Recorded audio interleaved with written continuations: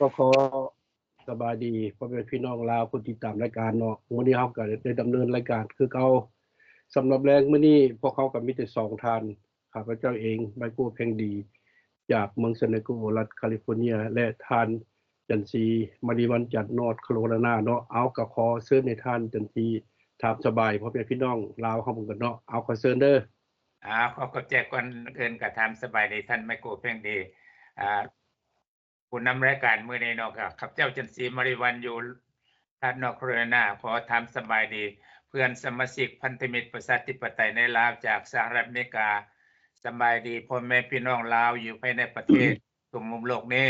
ที่ติดตามรับฟังรายการขององค์การพันธมิตรประชาธิปไตยในลาวจากสหรัฐอเมริกาพวกองค์การพันธมิตรนี่เพราะเหตุเพื่อความตั้งมกตั้งใจแล้วก็ส่งข่าวหาพ่อแม่พี่น้องลาวอยู่ภายในให้รับรู้ว่าพวกเขาเป็นผู้ต่างหน้าผู้ปากผู้เว้าผู้ต่างหน้าพวกท่านถ้ามีเวียกมีงานหยังก็พวกเขาภาครัฐเฮ็ดแนวใดบ่ดีต่อประชาชนนั่นพวกเขาก็เอาตัวนี้มาเล่าให้พ่อแม่พี่น้องฟังอันนี้ก็ขอให้พ่อแม่พี่น้องติดตามรับฟังรายการพวกเขาต่อไปเนาะขอบใจโอเคก็ นี่เป็นสถานีทีวีของพันธมิตรประชาธิปไตยในลาวจากสหรัฐอเมริกาพวกเขาก็ดำเนินมาตลอดสำหรับแรงมื้อนี้ก็คุดฮอบเฮาก็บ่ดำเนินคือเก่ารายการของพวกเขาก็เป็นเรื่องเจาะปัญหาซอกหาทางออก สำหรับแรงมื้อนี้เฮาก็มีข่าวเห็นข่าวใหม่ๆออก 2-3 อาทิตย์นี้เนาะผู้ใดก็ที่เห็นข่าวและกันติดตามข่าวเนาะเฮาเห็นข่าวอันนี้มันที่ว่าเอาเปรียบเอารัดแบบกดขี่ข่มเหงกันพูดเขาจึงออกมาเว้าเนาะว่าข้อที่เขาจะเว้ามื้อนี้แหละแม่นนายทุนจีนบุกรุกดินดอนบ่อนทำมาหากินของประชาชนลาวเนาะเอาง่ายๆซะเรื่องนี้มันเกิดขึ้นวัง2-3 อาทิตย์ผ่านมาพ่อแม่พี่น้องมันเกิดอยู่แถบเขตใต้พี่ล่ะแถบอยู่ข้างหน้าสารวันอัตตปือพี่ที่เขตใต้พี่เฮาเห็นแล้วว่าพ่อแม่พี่น้องลาวอยู่แถบชนบทส่วนหลายมันเจอปัญหาอันนี้แหละเป็นเจอปัญหานี่พวกที่อยู่ชนบทเจอปัญหาที่ว่าในทุนจีนคือในทุนเวียดนามบ่คือในทุนต่างประเทศ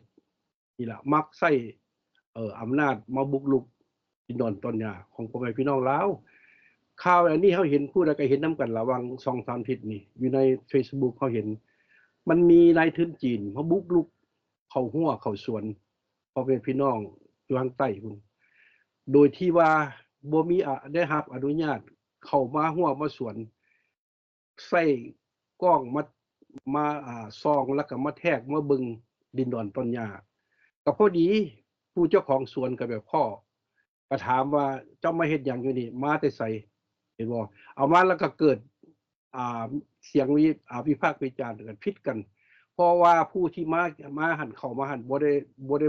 มีอนุญาตบ่ได้เข้าหยังเบิดโดยที่เจ้าของดินสวนนั้นบ่ฮู้เรื่องจากว่าแนวนั้นแล้วก็เจ้าของให้ได้ถูกไล่ขับส่งออกนายทุนจีนออกไปเพิ่นเข้ามานี่เข้ามาซอกหาที่ว่าบ่อนแร่ธาตุเรือบ่เงินบ่ครับต่างๆซอกเอาผิดผลประโยชน์อันนี้เราเห็นบอกว่ามันพูดเกินไปที่ว่าพวกนายทุนจีนที่ว่ามีอำนาจเฮาเห็นจังซั่นเฮาจึงมีความน่าสงสารพ่อแม่พี่น้องลาวพ่อแม่พี่น้องจากว่าเ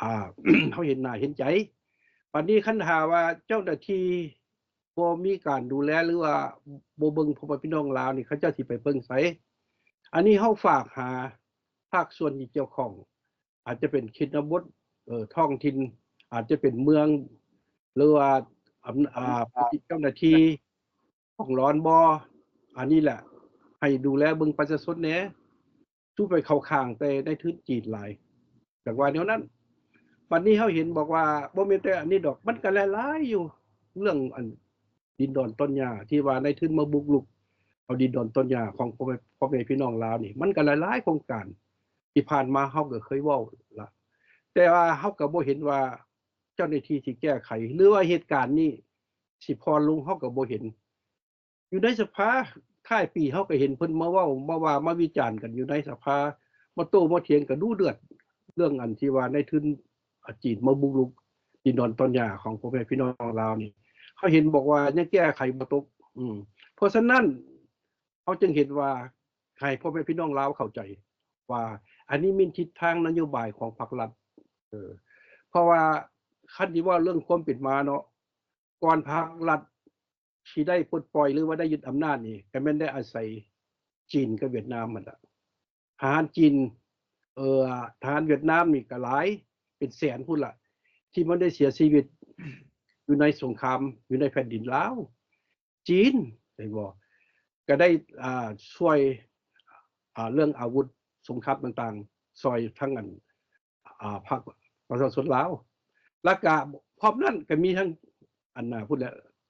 โซเวียตพุ่นแหละเวลานั้นได้มาซอยเบิดทุกสิ่งทุกอย่างไอ้แม่นฝ่ายทางซ้ายว่าง่ายๆเพราะฉะนั้นพ่อแม่พี่น้องลาวก็สิเข้าใจดีละเพราะว่าดำรงชีวิตอยู่มาละ50ปีว่าเป็นแนวใดอันนั้นทิศทางของพรรครัฐแม่นว่าเพิ่นยกสูงละระหว่างอัน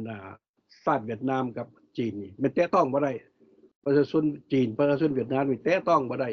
เพิ่นเอาประชาชนพวกนี้มาก่อนประชาชนลาวยังมาตามหลังท่านจะเว้าล่ะพ่อแม่พี่น้องนี่ล่ะเฮาเห็นบอกว่ามันการเมืองอันนี้มันบ่สอดคำพ่อแม่พี่น้องลาวเป็นผู้เจ้าของแผ่นดินของเฮาแท้ดินดอนต้นหญ้าแท้ผู้ใดคือกันมันก็มีความฮักหอมฮักชาติฮักแผ่นดินตัวเองนั่นแหละอันนี้มันเสียบนว่านั้นมันเป็นผู้นำพ่อแม่พี่น้องผู้นำนี่ล่ะบ่ว่าปกป้องแหละบ่ปกป้องพ่อแม่พี่น้องลาวล่ะเพราะว่าให้สิทธิ์เขาเกินไปอันนี้เป็นการเมืองเด้พ่อแม่พี่น้องเพราะว่าการเมืองทิศทางของสปปลาวนี่มันแล่นน้ำเวียดกับจีนปัจจุบันนี้แบบว่าแนวนั้นเพราะฉะนั้นถ้าเห็นบอกว่ามันบ่มีความยุติธรรมที่ว่าจีนบ่หรือเวียดบ่ที่มาทำมาหากินมาเอาผลประโยชน์มาใช้สิทธิ์อำนาจอยู่หั่นหลายๆเหตุการณ์เกิดขึ้นหลายๆพ่อแม่พี่น้องลาวก็สิเข้าใจแล้วแต่ข้าพเจ้าก็เห็นว่าพ่อแม่พี่น้องลาวจมแล้วพ่อแม่พี่น้องคันถ้าว่าภาครัฐนี่บ่ปกป้องบ่รักษาพ่อแม่พี่น้องลาวนี่ผู้ใดสิมาเฮ็ดและอีกอันนึงเพิ่นก็ยังเว้าเด้ผ่านทองรุ่นวังอันครบรอบ70ปีการสั่งตั้งภาครัฐเพิ่นว่าอยากเสนอให้พ่อแม่พี่น้องลาวนี่เป็นหูเป็นตาเพิ่นว่าซอยภาครัฐซอยพนักงานรัฐเอ้าคันเจ้าบ่พันธาว่าผู้นำรัฐบาลบ่ปกป้องรักษาประชาชนที่ผู้ใดสิมาเป็นหูเป็นตาให้จักว่าแนวนั้นแต่มันต้องได้อาศัยประชาชนพ่อแม่พี่น้องบ่แม่นสิไปเอาชาติอื่นมาก่อนต้องเอาพ่อแม่พี่น้องลาวชาติลาวล่ะคนลาวล่ะมาก่อนพวกต่างชาตินี่ต่างดาวนี่เอามาตามหลังมันจึงควรถึงเด้ข้าพเจ้าเข้าใจอันนี้ล่ะฝากหาผู้นำลาวเจ้าหน้าที่อยู่ในเขตท้องถิ่นต่างๆนั่นล่ะอาจจะเป็นอำนาจพวกของร้อนบ่เจ้าเมืองเจ้าแขวงในบ้านแหละสำคัญในบ้านท้องถิ่นนั่นแหละต้องเอาประชาชนลาวมาก่อนสู้เข้าแต่ฝ่ายทั้งอันนายทุนหลายบ่แม่นเขาเอาเงินให้แล้วเราสิไปพร้อมเขาเบิดมันบ่ถูกพ่อแม่พี่น้องลาวมันบ่ถูกอันนี้เขาเห็นว่าเป็นน่าสงสารเพราะว่าพี่น้องลาวเขาจึงออกมาเว้ามาว่าเด้ออันนี้อยากให้เข้าใจแนวนั้นเอามาฮอดนี่ข้าพเจ้าสิขอโจะก็สิให้ท่านจันสีออกคำเห็นเนาะอัปเชิญท่านจันสีเด้อขอบใจท่านไมโกเนาะก็เว้าเรื่อง ต่างชาติที่มาญาติแยงที่ดินที่ดอนแล้วก็ลักเครื่องของต่างๆหั่นก็เพราะว่ามันก็มีมาอยู่แต่ว่ามาใหม่ๆนี่ก็ คุณเจกที่ว่ามาเข้าสวนเขายังเขาเจ้าลักเข้าไปกวดเบิ่งที่ดินที่ดอนแล้วก็ทายทาสต่างๆนั่นมันเหมาะสมแล้วบ่เจ้าหน้าที่บ้านเมืองที่รักษาบ้านเมืองเอาควรเบิ่งว่าการเข้าไปที่ดินที่ดอนไปบน ทรัพย์สินของอันผู้อื่นนี่โดยบ่ได้รับอนุญาตจากเจ้าของนี่มันก็ผิดอยู่แล้วถ้าว่าตัวอย่างเนาะคือประเทศเสรีประชาธิปไตยคือตัวอย่างคืออันบ่อยากเว้าไกลๆแล้วพวกข้าพเจ้าอยู่นี่อเมริกานี่แต่เด่นบ้านข้าพเจ้านี่บ่ให้ไผเข้ามาผ่านนี่อันนี้เจ้าเข้ามามันก็ผิดกฎหมายโลดอันนี้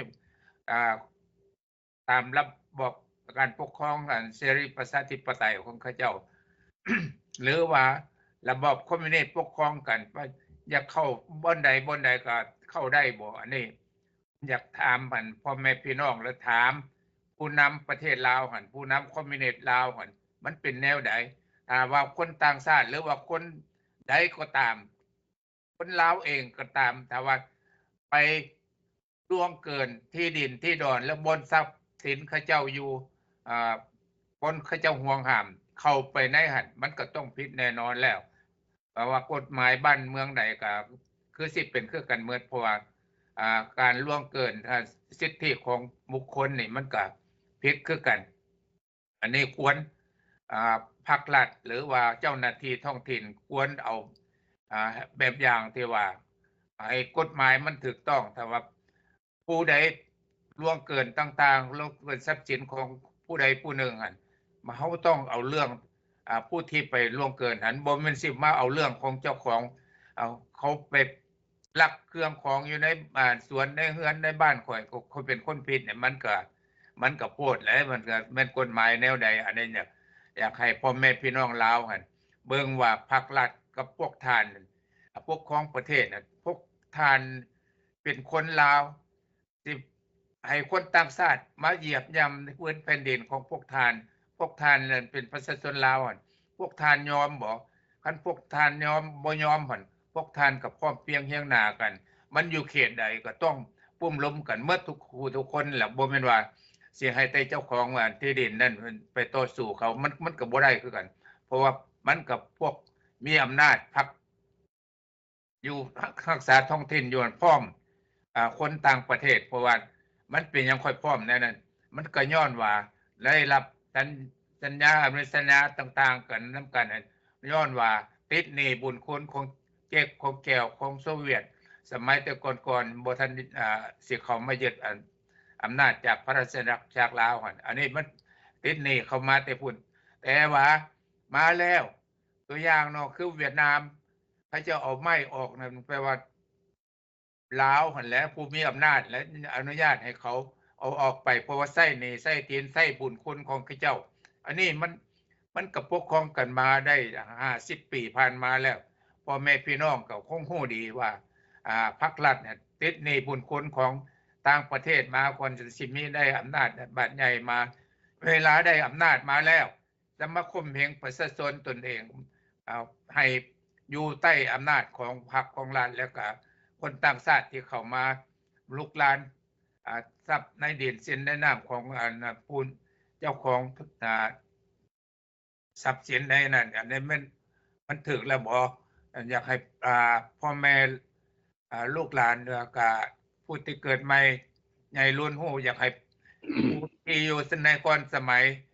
1975ลงไปหั่นหลังจาก75มาแล้วมันแตกต่างกันแนวใดให้พวกทานเว้าให้ลูกให้หลานให้ได้ฮู้ได้เห็นได้ฟังแล้วก็ว่ามันแตกต่างกันในสมัยใดมันการสอกการโกงการนั้นมันการปกครองหั่นมันดีกว่ากันอันนี้ให้พวกทานเลือกเอาคันพวกทานนั้นบ่สั่งสอนลูกหลานเกิดใหม่ใหญ่ล้วนมาก็ฟังแต่ความภาคความรัฐเพราะว่าเขาจะสอนให้ฟังความภาครัฐบ่ต้องฟังความไผอันนี้ความถูกต้องอยู่บนใดพวกท่านก็ต้องเอาความถูกต้องหั่นมาบอกลูกบอกหลานแล้วก็บ่แม่นว่าเฮามีประเทศอยู่แล้วบ่ถ้าพวกเขาบ่รักษาไว้อาจจะเป็นของชาติอื่นต่อๆไปอันนี้อยากขอฝากขอฟังพ่อแม่พี่น้องลูกหลานแล้วก็เจ้าหน้าที่บ้านเมืองที่ฮักของเสื้อแผ่นดินลาวหั่นทั้งหมดนั่นแหละว่าพวกท่านบ่รักษาไว้มันอาจจะกลายเป็นของชาติอื่นต่อๆไปอยากขอฝากขอฟังเนาะเอาเข้าใจโอเคเอาขอเพิ่มน้อยนึงเนาะก่อนเฮาสิไปปัญหาอื่นเนาะอันนี้แหละพ่อแม่พี่น้องอันนี้มันก็เรื่องเว้าง่ายๆกับเรื่องการเมืองนั่นแหละการเมืองแหละการเมืองของสปลาวไปจังซั่นไปนำแบบสังคมนิยมนำกินในเวียดนามล่ะมันจึงมีปัญหาทุกสิ่งทุกอย่างใน50ปีผ่านมานี่มีแต่ปัญหาก็ย้อนการเมืองเพิ่นไปจังซั่นวันนี้ล่ะเฮาเห็นบอกว่าถ้าเพิ่นบ่มีการปฏิรูปเปลี่ยนการเมืองใหม่นี่ก็ปัญหาเป็นที่ไปตลอดข้าพเจ้าเห็นว่ามันบ่มีหยังดีขึ้นแล้วก็บ่มีความสะดวกแล้วก็บ่มีความก้าวหน้าทุกสิ่งทุกอย่างอนาคตเศรษฐกิจบ้านเมืองก็แฮ่งหนักหน่วงเข้าไปจังไสข้าพเจ้าว่าบ่เห็นมีทางออก อยากว่าแนวนั้นเนาะเอาเฮาก็สิไปอันน่ะ ปัญหาภาคที่2เนาะอันเรื่องที่2นี่อยากว่าแนวนี้เนาะเดี๋ยวนี้มันก็อยู่ในระหว่างสำหรับลาวเฮาเนาะอยู่ในเนี่ยบรรยากาศที่ใกล้ฮอดปีใหม่แล้วอีก 2-3 มื้อข้างหน้านี่ก็สิฮอดปีใหม่ฟ้าใหม่แล้ว พวกเขาก็คิดว่าประชาชนลาวเฮานี่ก็บ่ทิ่มฮีดทิ่มคองที่ว่าเขาเคยได้เว้าได้นั่นกันมาจัดมาทั้งอันองค์การของเขาคือกับพันธมิตรประชาธิปไตยในลาวจากสหรัฐอเมริกานี่พวกเขาก็เคยเฮ็ดมาเป็นปกติเพราะฉะนั้น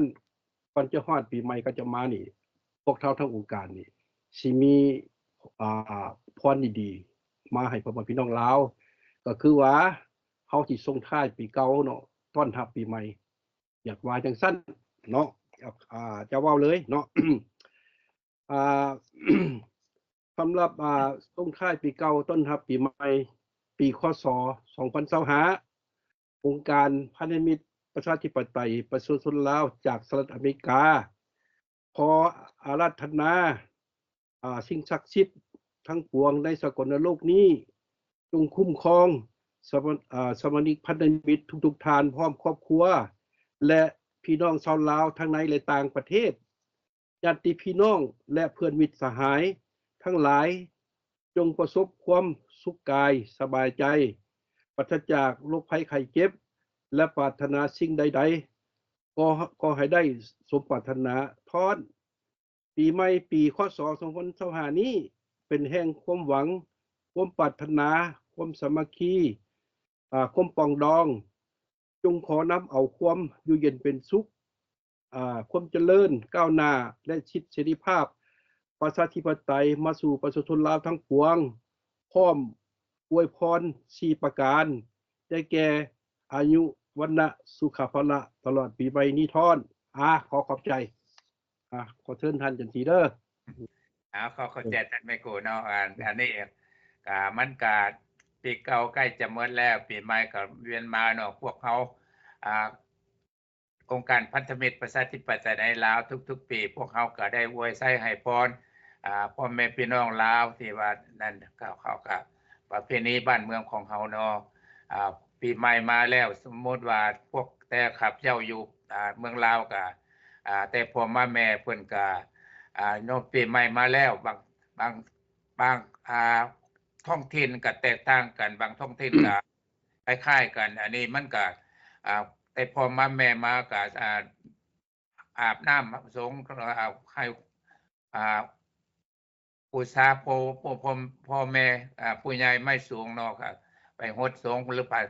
ปฮดพระฮดเจ้าฮดนั่นเพิ่นก็พิธีของใครเจ้าเพิ่นก็มีดอกแต่ละเขตแต่ละท้องถิ่นมันแตกต่างกันไป